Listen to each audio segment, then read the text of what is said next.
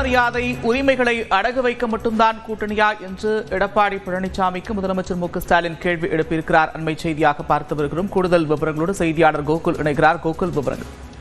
நெல்லின் ஈரப்பதத்தை உயர்த்த வேண்டும் என வலியுறுத்தி இன்று திமுக கூட்டணி சார்பாக திருவாரூரில் போராட்டம் நடைபெறக்கூடிய நிலையில முதலமைச்சர் மு.க.ஸ்டாலின் இந்த போராட்டம் குறித்து எக்ஸலத்தில் பதிவிட்டிருக்கார்.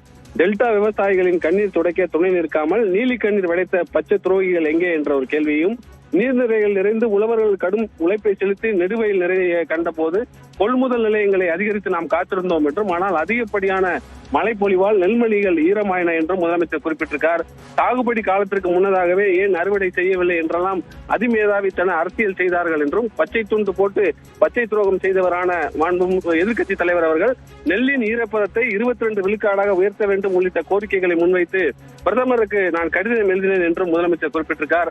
அந்த கோரிக்கையை மத்திய அரசு நிராகரித்துள்ளது என்றும், கழனியில் பாடுபட்ட உழவர்கள் களத்தில் போராடி கொண்டிருக்கிறார்கள், போராடும் எங்களுக்கு துணை நிற்க யாரிடமும் அனுமதி பெற வேண்டும் என்று பழனிசாமி அவர்கள் காத்திருக்கார் என்ற ஒரு கேள்வியையும் முதலமைச்சர் எழுப்பியிருக்கார். கூட்டணி அமைத்தால் தமிழ்நாட்டுக்கு நன்மைகளை பெற்றுத்தர வேண்டும், சுயமரியாதையும் உரிமைகளையும் அடகு வைக்க மட்டும்தான் கூட்டணி என்று பழனிசாமி நினைக்கிறாரா என்ற ஒரு குற்றச்சாட்டையும் முதலமைச்சர் முன்வைத்திருக்கார்.